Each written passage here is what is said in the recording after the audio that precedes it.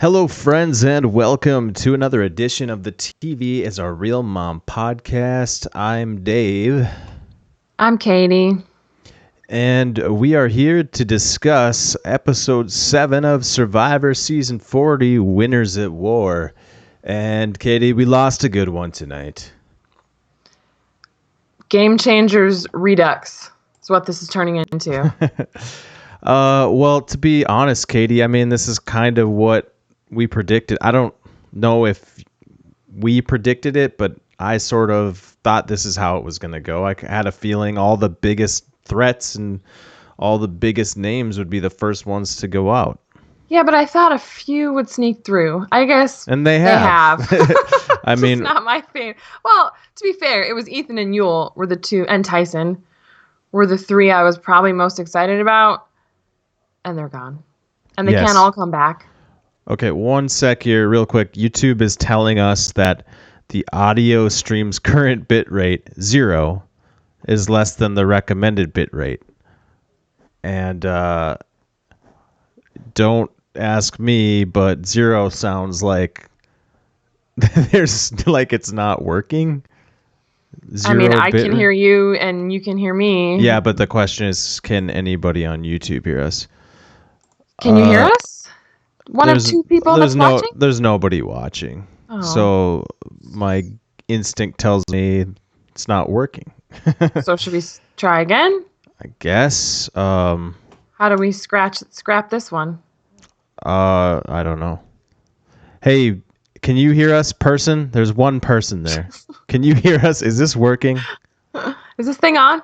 YouTube is telling us it's a 0 bit rate.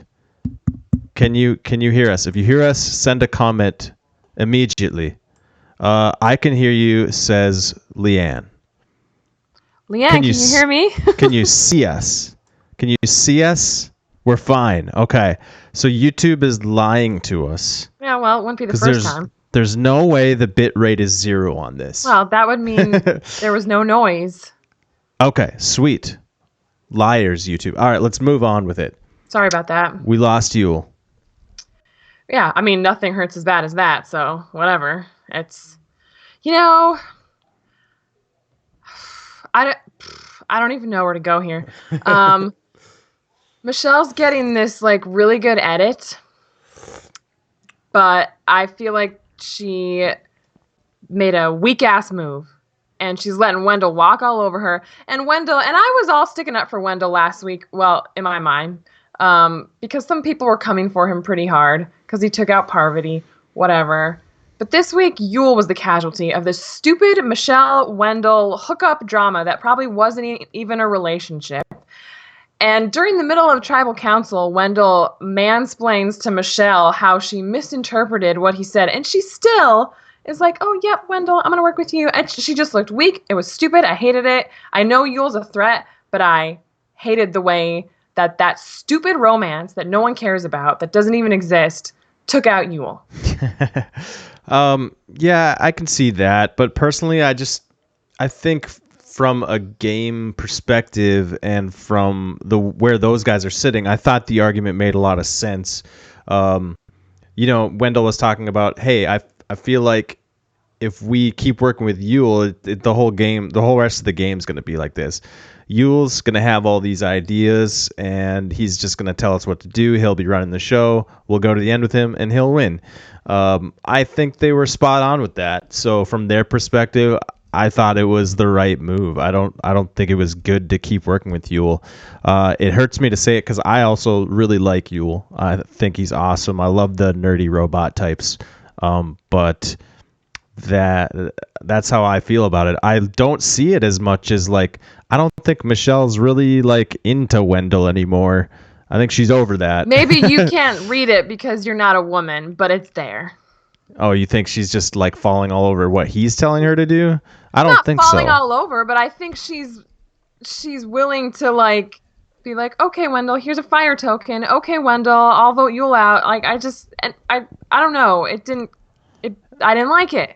God, I hope that's not true, but you could be right. I mean, I just personally thought she was using her brain more than anything. Like, I don't see this going well sticking with Yule. I think we're better off, us three, Nick, Wendell, Michelle. Well, it may have just happened that her brain lined up with her lady heart. Which is fine.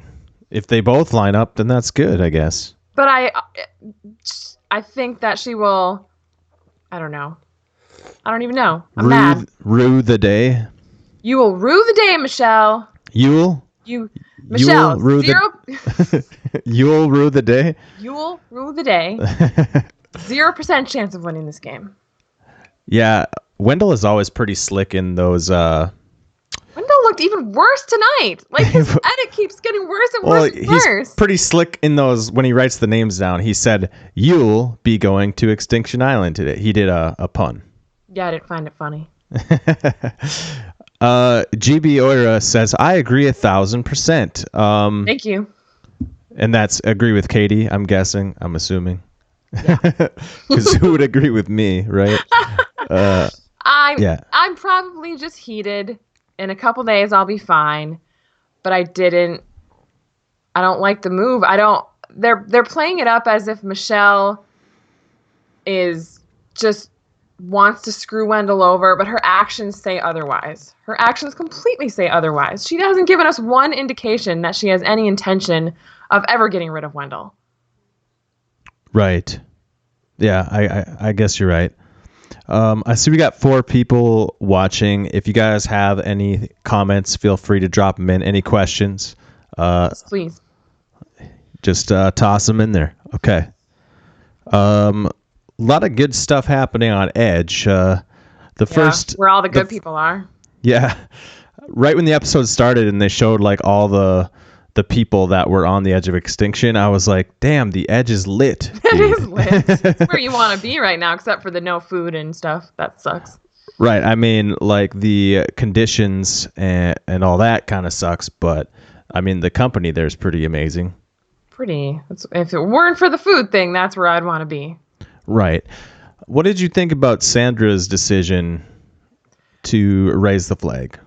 Totally fair. She had no chance. There's no way she was going to win either of those challenges. And Sandra, I was thinking about it in terms of Reem. Like, Reem stayed, even though she had to know. She had 0 to like 2% chance of getting back in the game. But she didn't have the previous track record Sandra has. Sandra has proven everything she needs to prove on Survivor. So Survivor has given her $2 million. She has what she needs from Survivor. She's at Ponderosa chilling by herself, eating lots of, pizza and drinking beer, whatever. She made the right decision. I don't blame her at all. Yeah, I totally agree 100% that, yeah, if I was Sandra, I'd raise that flag too. Like, there's just like there's like 100 reasons to leave and no reasons to stay. Like, why would you put yourself through that? What does she have to prove? Nothing. She's the one person out of 500 some contestants on Survivor that has absolutely nothing to prove, and I have no problem with her raising the flag. I love how she didn't even wait. She was like, "Oh, hey everybody. Okay, well, see you later. I'm not even gonna wait till the morning. Goodbye." We have a question from DF Serafine. Sorry. Okay. Sorry. Botched that name. Is the game flawed like Game Changers? I'm starting to think so, and it sucks. All the best players get voted out first. I mean, you'd think in a season of all winners, people would be on equal footing and you couldn't use that argument. But instead of saying, oh, let's get rid of all the winners and the big threats, like they did on Game Changers, they said, let's get rid of all the big marquee, old school, huge name winners. So there's always going to be somewhere to draw the line. Right. And there was. And the line is not even a dotted line. Like, it's a solid line with maybe a couple stragglers. I mean, there's no old school people left, but you do have a couple of big names left, but that's it. Right. Yeah, I mean, you can't deny when you look at the people on Edge that it's all the old school players. There's clearly a division. Natalie Anderson is the only one that fits into the new school end of things more so. Mm-hmm. Otherwise, everyone left in the game is from like a certain threshold and beyond. Yep. I mean, what season do you draw the line at? Like, who's the oldest player there now? Sophie? It might be Sophie in South Pacific, which is like 23 or Three? something. Yeah. So clearly there's something going on there. And it's unfortunate because why does the fact that all these players played a long time ago make them more dangerous or anything like that? I mean, It doesn't. some of them it applies. Like, I would want Boston Rob out of there, Parvati out of there, Mhm. as soon as possible. But some of these other players, it's like, why get rid of old school players for the sake of old school? Because they have pre-existing relationships. Those people, Nick, Wendell, Michelle, they had a pre-game alliance. Don't mistake yourself and think they did not. Yeah, I mean, There's other people probably involved in that. I was kind of excited to see the preview for next week, showing Ben, kind of them wanting to go after each other a little bit. That gives me a little bit of hope. Like Ben wanting to go after, I forget who he said, but like Wendell wanting to go after. No, he wanted to go after Sophie. I don't know. who's the oldest oldest school it sounded person like the there? new school people wanted to go after each other a little bit. Yeah, So yeah, that gives me a little bit of hope. sure. GB Oira says, it makes me cry that we're not going to have a 17-person jury this season. Yeah, Sandra really ruined that. She's not on the jury. She's like, screw this jury thing. I don't care. I'd rather leave. Some of these other players are going to follow suit after The first. the first challenge, right? They're going to see like, yeah, I got no chance of getting back in this thing. What do I need this aggravation for? Yeah, that like Keith and Wendy did. They were the only two that checked out in season 38. So Right. That's what I think. I don't know. I think once they get a taste of how stiff the competition's going to be, some of them will say it's not worth it and drop out. the only thing that makes me think maybe not is that like the group that it is, you have people that are already friends. You have Rob, well, Amber, they're more than friends, but Tyson and Ethan and Parvati seem really tight. I mean, it seems like they might keep each other there. Might be a solidarity thing. Right. Yeah. And you have those people supporting each other, lifting each other up, encouraging each Yeah. other. Talk to me a little bit about your boy Ethan and the scene we got with him and Parvati. I mean, I feel like he has no chance of getting back in, but that had winners at it all over it, didn't it?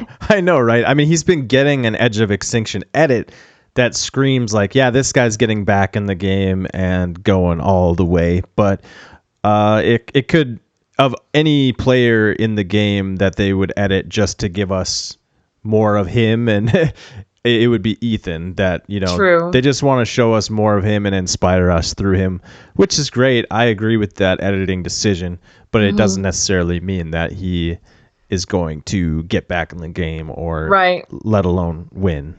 I mean, one of the biggest complaints about Edge of Extinction was that Underwood came out of nowhere. Like he barely had an edit on the Edge of Extinction because they wanted to surprise people. I don't think they'd take that same route again, and they don't necessarily have to because we already know these players. And so even if it's someone they barely show, like Amber or Danny, we still kind of know them. Danny would kind of come out of nowhere. But Yeah, I don't expect it to be her. you know what? It probably will be. Right. Boston Rob was featured heavily on the Edge of Extinction. What are your thoughts on that whole thing? Well, he's a portly chap, but he's a beast apparently. Jeez. Yeah, I know. Like just add more to Rob's resume. Like, How did he do that? He's just constantly impressing, like showing why he's like a cut above the rest. He really is. I mean, portly or not, he just like you thought Tyson was sneaky getting the one, and I liked how they didn't even show him find him. They just showed him telling you after the fact how he did it, and how after everybody was like, "Oh, I don't have it." That was, and all of a sudden he's on equal footing with Natalie, or does Natalie have 4? So he might have one less than Natalie, but yeah, she's a billionaire, and now he is almost a billionaire too. yeah. I like that editing decision because it kind of it not only displays Rob's ability to get out there and find all these things really quickly, but it also showcases his ability to trick everybody and keep all that a secret, even in front of his wife. Like, he wasn't like, I mean, he knew he knew better than to say to Amber, like, Amber, I found them all. Well, in front of other people, I'm Right. sure he told her when they were alone. Exactly. Yeah. Exactly. Yeah. That's it. No more, no more Sorry. to Yeah. add. So We talk looking about through my my favorite notes. tribe ever, the Red Tribe, which is Jeremy, Tony, Kim, and Denise, which is they must be protected at all costs. They must make it to the final four. It's the only outcome I will accept at this point in time. Uh, well, I mean, based on what we saw in this episode, I feel pretty strongly that those four are actually going to stick together Yeah. because we got all of that story told to us through the perspective of Kim, and she was Mhm. talking about who she feels the closest with. And it sounds like she feels the best with Denise and Jeremy, but she also never really threw Tony under the bus in any way. She said, I like Tony. It was all good stuff about Tony. So it seems Yeah. like those four have the intention of making a strong foursome. And in my opinion, that might be the largest number, strongest voting block in the merge. So Okay, but you have Cops Are Us, which connects Tony to Sarah, and you have Jeremy Michelle. So how is that going to work? Because they have other stuff going on now. You know? yeah, I think that four is strong, and they'll just get those other alliances to vote with them in the first part of the merge.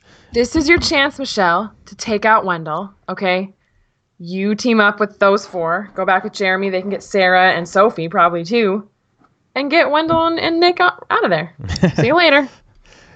Yeah, I could easily see that happening. I mean, Sophie is going to see that Yule's gone, and she's going to throw her whole alliance with Nick and Wendell and obviously Yule. She's not going to throw it away because she's smart. She'll utilize it if she needs to. But Right. It sounds like Wendell is onto her. But she's not going to bank on that anymore, you know? No. Yeah. But it doesn't seem like a particularly tight four over there. Sophie and Sarah and Ben. God, Ben sucks. I'm sorry. I say it every week, but he has not done anything to prove otherwise. I was starting to come around on Ben, but yeah, he's like I'm starting to see how he's like annoying everyone, and and it's not looking good anymore. And Ben was channeling Rick Devens like it was some mutant from my nightmares come to life. He name dropped Rick Devens. It's like, get out of here. Just go home. Don't come back. Don't even go to the edge. Just go right home. Ben name dropped Rick Devens. I missed that. Yeah, he said Devens found one up in by the shelter. Oh yeah, that's when he was like talking about where to find him. Well, So Adam, the big focus of this scene is that Adam is suspicious that one of these three has an idol. Mm-hmm. So Ben was actually looking for one, right? Yes. Because he's not aware of the other idols or the idol that like Sophie has. He thinks that Sophie and Sarah, he's so tight with them that they would tell him. And since they haven't, he thinks that Adam must have it. So they're all wrong. Like Adam is saying that, it has to be between Ben and Sarah. Meanwhile, Sophie has it. I mean, Sarah does know about it, but Sophie's the one that has it. So it just seems like there's no chemistry. There's no cohesion. That tribe sucks. I mean, I like some of them individually. I mean, 2 out of 4 of them, Sarah, still kind of on the fence, but she's grown on me a little bit. But what the hell is Adam going to do at the merge? Who is he going to go to? I don't Denise? I don't think Adam's in like any particular trouble though, because he's like not in a position where people like really want him gone, or like he's not going to be a focus. I think the first vote of the merge, even though there's going to be a lot of names getting thrown out there, they're going to want to target somebody that actually matters. And Adam, they're underestimating Adam right now. I don't think they should, but they are. Making it to the merge was good for him because now he has some places to hide. Right. So, and I'm sorry to just be focusing on the preview for next week, but his impression of Ben sent me. Yeah, I know. I was like, thank you. Yeah. Thank you. Again, he speaks for us. It's times like this I wish I had the technology at hand. Might have to play that clip. Yeah, might have to get that ready so we can do stuff like that. But yeah, to be able to play the clip of Adam impersonating Ben. Yeah, that was fantastic. Can you Yeah. give it a try? Can you reenact it? I mean, it's the same as my impression of Ben. Which is what? That's pretty good. Kind All of like right. the Shaun of the Dead zombie impression, but dumber. What did you think of Tony in this episode? First of all, I don't think he runs like an old man. I don't know why. I mean, I suppose Jeremy saw something that we didn't. But I love Tony. I love that tribe. I know they have to, like, they had to interview them talking about each other. And so Tony was saying, oh, Denise made herself a huge threat. I mean, in comparison to Tony, maybe not, according to Jeremy. But I love Tony. I hope now that they are merging that that four, like you said, can stick together because they're the best four. Yeah, agree. Yeah, I think as we've talked about in the past that they need to give every tribe, they need to give us an inkling of who might be going home in that tribe so that we're not sure who wins the challenge. And so I knew exactly what was going to happen because the preview showed something that wasn't shown before the challenge. And so I knew who was going to lose and I knew what was going to happen and I dreaded it from halfway through the episode and I was right. Wait, can you elaborate on that? I didn't know you had that they gave away who lost this challenge. Well, in the preview for the next episode, they showed Wendell and Michelle on the beach saying, "Oh, we got to make this quick." And that had not been shown before the challenge started. And after the challenge, so they only show one tribe. So at that point, you had put it together. I thought you meant you were able to glean that from before the episode aired. But no, I got you. By the time the challenge started. Yeah, okay. That makes sense. Also, I'm pretty sure there must have been a reward challenge that was not shown because they didn't have the whole reaction to both Sandra and Parvati being voted out of the game. We didn't get to see that. So they obviously already knew. Sorry, can you say that again? Like there must have been a reward challenge that was not shown. Oh, because they didn't do they didn't have first the reaction. Yeah. And it was Sandra and Parvati. Yeah, true. Pretty big names, right? Yes, two of the biggest. So were you impressed with Adam at all in the sense that like he said, I've never been more confident about anything, something along those lines. I've never been more confident that I'm right about anything in my Survivor experience. And he didn't have the person right, but he's right that the idol, one of them has the idol and they're basically, and he was also right that Sarah was pretending to look for the idol. He caught on to that. So Sarah is the bad actor in that group. I agree because Ben wasn't acting for one. Sarah was, and he picked up on that immediately. Basically, so he's a good actor. Yeah, basically Sarah should never have been pretending in the first place because she blew it. Yeah. But yeah, Sophie sold it. She didn't have much to sell, it seemed like. Well, what am I saying? She had the idol. She had a lot to sell. So she did a pretty good job. I mean, I was impressed, but again, he wasn't totally right. But he knew something was up, and so... But even if you do, I feel like in Survivor, you should... I know you're bored, there's nothing to do, but the move is not to go around repeatedly asking people if they have an idol. That's not the move. You just gotta chill. Right, yeah, like... You really got a lot of paranoia in this episode. Like it's hitting that point where people are starting to get run down. You can just like it's on all the tribes and just about everybody. You get that sense. I mean, the red tribe maybe looks the strongest mentally, but even like watching Kim kind of freak out a little bit, and they're starting to wear down a bit. Mm-hmm. Yeah, I mean, it's getting to that point. They probably are annoyed that they haven't merged yet because this is a little bit longer. So the preview did not show someone coming back from the edge, but I assume somebody is, right?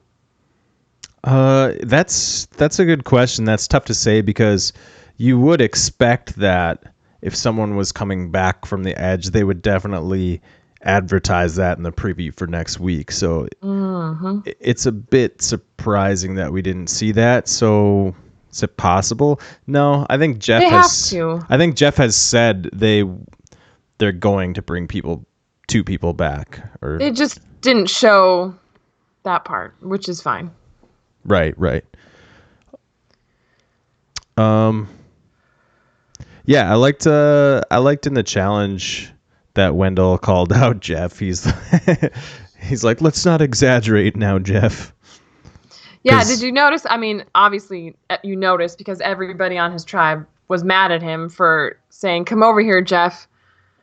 We're almost done." But Wendell has had experience with being done with a puzzle and Jeff not seeing it and therefore losing a challenge. So there was backstory there. They just didn't show it. oh, Remember true. that? What was that again? Remember in Ghost Island when Wendell finished the puzzle but he didn't say anything and he was the first one done, Oh but Jeff didn't see yeah. it? Sorry, I forgot about that. Yeah, So that yeah. happened. Really, really good memory there. Context. Because that did happen to It did. Wendell, and so that's kind of why he was like, Jeff, you ready for this? We're about to finish. And Nick, it's funny that Nick sort of forgot about that history too, and sort of blamed Wendell up and called it like showboating or whatever. But it wasn't really showboating. It's more like Wendell being genuinely concerned that they're going to lose on a technicality or something. Because he knew it was tight. And I don't know if I agree that it necessarily cost them any time. They might have just been Yeah. looking for someone to blame, which is fine. Well, yeah, exactly. That's what Nick. I mean, right when they get back and it is time for the scramble, Nick is blaming Wendell right out of the gate. You know, but yeah, I agree. I think they just needed someone to blame. They did. Yeah. So talk me through Yule's pitch about the tokens. Did you follow that at all? Nope, not even a little bit. Damn, I was hoping I could just toss that one to you and you would just knock it out of the park. I was like, oh, you're saying something smart. But then I was like, what? Yeah, he lost me after like 5 words. I was like, wait, Yeah. where? Well, like, I think part of it was I expected the plan to be more complex than it actually was, because my understanding of it was something along the lines of, let's trick Wendell into where the votes, into who voted what, in hopes that he bequeaths his tokens back to you. That was his master plan. I was like, that's not really, I could be wrong, but that's what I gathered from it. And that's not really that like clever or thinking outside the box. It's just like, hey, maybe she'll give it to one, or maybe he'll give it to one of us, or maybe he'll give it back to Michelle. Yeah. Yeah, not really much agency in that plan, I feel like. Well, the part of it that annoyed me was that Yule was telling her a plan that would benefit her. Like, she would get his token. And she was still like, yeah, Yule's got to go. Yeah, but I guess in Yule is asking for a token, and that wasn't a good look either for Yule. But his idea was, hey, I'm going to volunteer to be the one whose name you guys can put down. But if I'm going to take that risk, you guys got to give me a token. So I can see what he was getting at, but at the same time, it made him look kind of, the way he expressed it really was dictatorial, I guess. Yeah, I get it. Just sucks. All right. I just knocked something over. And yeah, the way Yule came across in Tribal as well, he was very. I remember. I think you messaged during it. You were like, "Come on, dial it back, Yule. Dial it back." I don't think. Yeah. It was too much. Like he was basically painting a target on his back with everything he said. Well, it was funny because last week Yule seemed invisible in Tribal Council, and you were like, "Oh, Yule's cool," and maybe he said something, they just didn't show it. But then this week, when he was just talking so much, I was like, "Oh no, this is not good." You could just see it coming. It was a train wreck in slow motion. Yeah. I thought it was pretty obvious Yule was the one going. I never for a second thought it was Wendell this time. Why wasn't it Michelle? Because weren't Yule, Nick, and Wendell the three that had the deal? Yeah. I think Yule. Credit to Wendell here, I guess. I mean, Yule did turn on Wendell. Like Yule after the way Wendell was behaving, Yule was not willing to work with him anymore. Mm-hmm. Wendell picked up on that. I was actually pretty impressed with Wendell's instincts on that as well. Like, he's like, hey, Yule's going to try to do some fancy plan to get me out, but we're not doing that. This is what we're doing. And he did it. He talked to Michelle in that quick 2 seconds, like you said. And picking up on that is pretty impressive if you think about it. It's just good instincts of reading people. Do you think with Wendell's edit that he has any chance of winning? I think he does somewhat, because it's not just coming across to me as what am I trying to say? It's not coming across as villainous necessarily. It's coming across also as stubborn, like, I'm gonna win this thing my way, on my terms, playing my game, god damn it, you know? It just seems like he can't work with Michelle. Like, he has a pregame thing with her. They've said they're going to work together, but he doesn't enjoy the crap that she keeps bringing up about stuff, the past, and he just doesn't want to work with her. It just seems like that is making Wendell weird. Yeah, I agree with that. And yeah, it's funny because he's happy to work with her now because he needs her. Yeah. But I wish good things for you, Michelle Fitzgerald. Please don't vote me out. Yeah, and as soon as he doesn't need her anymore, though, give him any other option, he's going that way. Yeah. You know? So, yeah, in that regard, I agree with everything you said at the top about Michelle's being dumb. You know? I guess I hadn't thought about it that way. It's just like dating. I mean, it's, it's that sort of a relationship, and you know what I'm saying. Yeah. I don't need to elaborate on that. Yes, excellent. Yeah, Nick even asks her in this episode, you wish you guys had never dated? Yeah, probably. And she's like, blah, blah, blah, but yes. I wish they'd never dated. Yeah. How much better things would be for Yule if they'd never dated. So talk to me about Michelle and her edit, and do you think she's playing a better game this time, or compared to her last game, like, what did she got that confessional, right, where she's like, I want to show people that my last game was good. Not just this game's awesome, but my last game was good. Was her last game good? Or is it just good if she wins this time? I don't know. I think she's playing a pretty good game. I don't necessarily like the move, as we have discussed. Mm-hmm. But I think she's playing a more self-aware game. Like, she knows she has to make her moves visible to us. Whereas in her first game, she probably was just socializing, and that was it. And she may not even have been doing it intentionally, like, oh, I'm making these relationships because it'll help me in the end. She may have just been doing it because that's who she is, which some people appreciate more because it's authentic. But I think this time she's going out of her way to be like, okay, this is why I'm doing this. And part of me thinks maybe the Wendell Michelle drama is being played up a little bit, like they discussed it beforehand. But that's probably another reason, or another way that she can, show the audience that she's working hard. I don't know. Does that make sense? Yeah, that makes sense. Yeah, personally, I saw some things that about her gameplay style that I admired in this episode. It's definitely, like they've always said about Michelle, like, her gameplay is social and it's very subtle. But that's what Survivor is. It's using your strengths and using them strategically. And like, one good example of this is the way she talks to Nick towards, like, right before they go to tribal, how she sort of said, like you decide what you think is best and I'll go whichever way you go.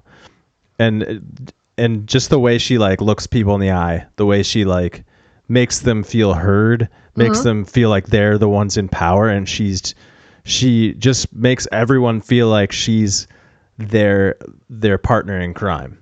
And I just really thought that scene exemplified her talent at doing that. So She is really good at that, and she yeah. has showed like what am I trying to say? Actual, you know, ability to make a move, to spearhead a move.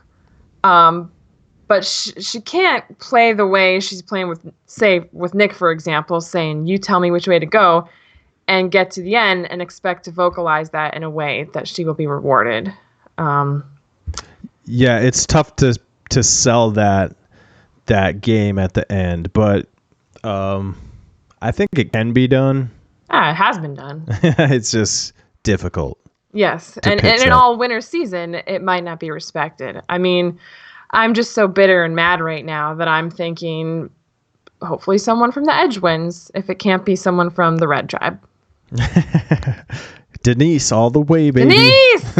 Ugh, such an opposite feeling from last week. What did we get from Denise in this episode? Anything good? She's just chill Denise talking about how she took out Sandra and how she feels good with Kim, which is awesome. I love that. I love all the pairs on that tribe. I love it so much. I wish everyone else could just go to the Edge and those four could just be the final four. Ugh. Yeah. Alas. I thought Denise had one good line that was really promising for her long-term potential about like, sometimes the biggest threats can hide in the smallest places, and she's referring to herself, obviously. She's a tiny woman. And I thought that was like really, that boded well. I thought long-term. Oh, like, yeah. not just like, oh, they're going to see me as a threat next week. It's like, I am a threat and they're going to forget about me. That's what it's saying. Denise is in any kind of trouble. Yeah, which is crazy because after last week, I was totally in the boat of, she was a huge target just by that move. And Tony's going to continue to pitch that, I suppose. But yeah, I just hope he doesn't start doing it right away because that 4 could be strong. Like I said, I think it's the strongest 4, but the one catch to that is I could see Tony messing it all up because he's neurotic. He's Tony, and it's the merge, and he's gonna lose his mind. And he's gonna start throwing Denise under the bus and Sarah Kim under the bus. Went out at the merge again. To be baller, but I don't see that happening. Has anyone else in this group been a merge boot before? I guess it would take a while. Jeremy? Yeah, he was shortly after the merge. That's true. Yeah, I'm sure there might be a couple other ones, but this would have to be their third time probably. Yeah, well, obviously. Couldn't be their second. Yep. Anyways, yeah, it could be anybody next week, including the person who comes back from the Edge. But my guess is, I don't have a problem with the first person who comes back from the Edge getting some type of advantage. What I have a problem with is the final 6 person getting an idol at the final 6. Yeah, I mean, that's going to be really, and it's fine, I guess, because they got voted out the first time, but it's going to be kind of lame if they come back in the game and just going, it's just like, thanks for wasting our time, This whole Edge of Extinction thing was a complete waste of time, which to me, signifies they have to give them an idol or something because they can't afford that. Yeah, I would hope so. But the nice thing about the merge is that you end up with like factions forming and they need a number here and there, So if they find this new person that needs a home, I guess people are going to be fighting over that person, typically. Right. You have any thoughts on the Tribal Council segment? I had my eyes covered for most of it because I kind of knew what was going to happen. Yeah, so did I. I liked when at the beginning when Probst and Wendell were kind of just like looking at each other and they were laughing. They're both just like giggling. Do you feel like Probst hates Wendell? Because sometimes I feel that way. Yeah, a little bit, because actually I recall that Probst didn't want Wendell on the Ghost Island to begin with. Like, why? He was the only one who wasn't sold on Wendell. Right. And I think they had him for another sit down, and Wendell sold himself well in that last thing or something. And Probst can't be the be all end all decider. He listened to some of the other people and eventually decided, okay, yeah, let's give this guy a shot. And of course he wins. It might explain though why he's getting absolutely buried in the edit. Like, yeah, like they are making him look good this time. No, Even there's a though, villain this season. He's it. yeah, but he's a strong player. I think he's proven that. Like, Yeah. maybe not. He's not a terrible TV character either. I mean, but he's not like just a character. He plays the game to win $1 million. I think, Yeah. with no concerns about anything else. I just need to see some, and I know they're maybe just showing certain shades of him, but in order to really get on the Wendell train, which a lot of people are hopping off right now, they need to show some levity, some fun, some enjoyment. I mean, not everyone can be Tyson because Tyson is just Tyson, but you gotta give me something. Yeah, I don't think Wendell's having any fun out there. It doesn't seem like it, and is it the Michelle thing that's sucking the fun away? Maybe he'll come alive in the merge. That could be part of it, but anyone will tell you that Survivor sucks to play. Well, yeah, but it's like not fun to play, actually. At times it can be, but 90% of the time it sucks. That's what I've heard from survivors. Why do these people go back time after time after time? $1 million, fame. Those fame, two things. Survivor fame. Honestly, yeah, a lot of people use it to launch platforms and stuff like that. That's gross. Yeah, well, it is what it is. Talk to me about Nick's pitch to his tribe mates in tribal council.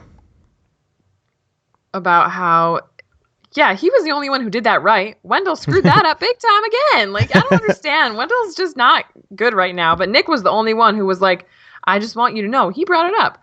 I will be back with you guys, even if you vote me out. I mean, that's what you got to say. That's a brilliant freaking move because, like, Survivor's all about lying.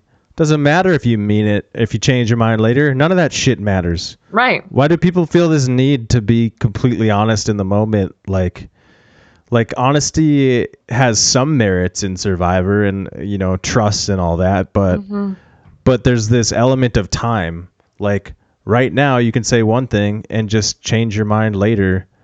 Yeah. And maybe it'll bite you in the butt in Final Tribal, but for the most part, in the game, you're allowed to do that. So just say the right thing now, even if you change your mind later. Tell them that you're with them. Tribal Council is so much a performance anyway. Like, just be real, or, just say what you need to say to stay. Right. It's kind of like the rule in Survivors. If anyone asks you, are you with me? Are we in an alliance? You always say yes. Just like Denise. Denise did this perfectly earlier with Kim. She was like, yeah, 100%. I feel good with you. I don't know if she means it, but I believed her.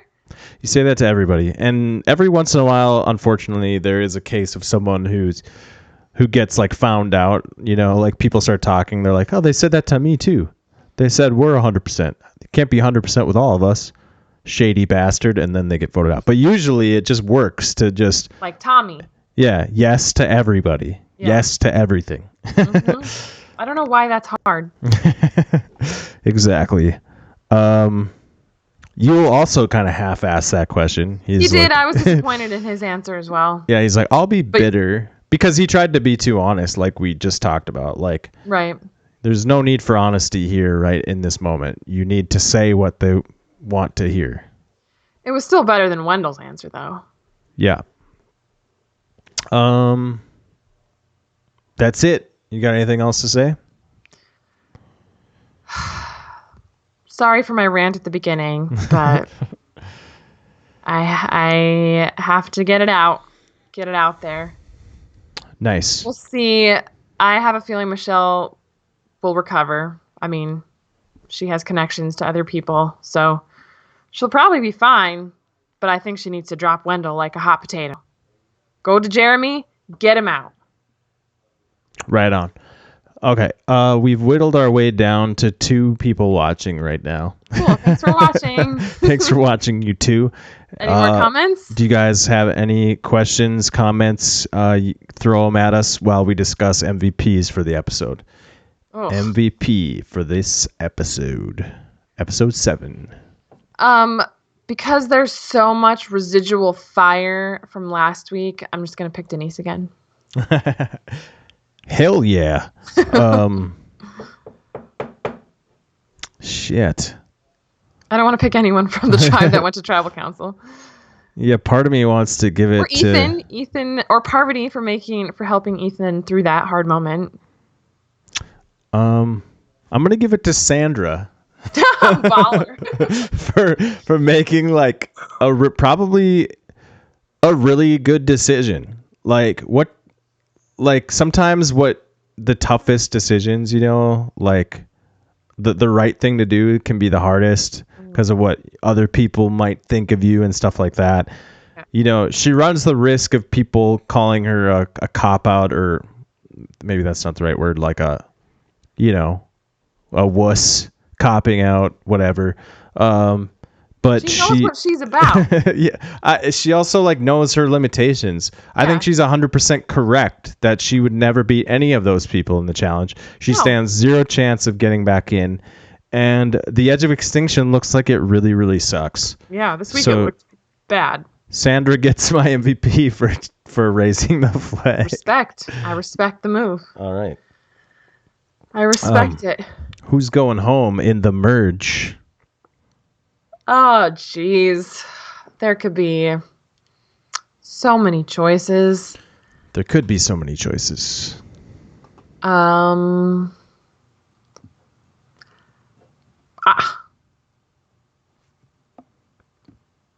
Wendell. Wendell, okay. I'm gonna go with oh man. Dude, I have no idea. Like everybody seems like they're in a good spot, Someone is not. What's the tribe? So I got red and blue in my head. Who's green? Who's on the other tribe? Who's on green? Green. Ben, Sarah, Sophie, Adam. Okay, then I don't have blue. Okay, so blue is Michelle, Wendell, Nick. That's it. Nick. Damn. This is really hard. It's just going to be the edge person. Because the person I think it could be, I don't want to say. Tony. I was going to say Tony, but I don't. Hey, Tony made the merge. I mean, that's pretty good. That's pretty good, yeah. But I also think his 3 might keep him around. His 3 might stick with him, and that might be enough of a voting block to keep him alive. So it's probably going to be Adam. Let me say Ben. Oh, okay. Yeah. I dig it. Yeah. I've been saying that every week. Here we are 8 weeks in, and it still hasn't happened. Going with Ben on this one. Okay. Cool. All right. Cool. No comments or questions from anyone else. So I guess that's it. That's it for this episode of the podcast. Thank you guys so much for listening. And you can find us on Twitter at TV is our real mom. Please do us a favor and give us a thumbs up and a subscribe. We're up to 105 now, Catie. Hey. We're kicking ass. We are. All right. We'll see you guys next time. Have a good one. Bye. Bye.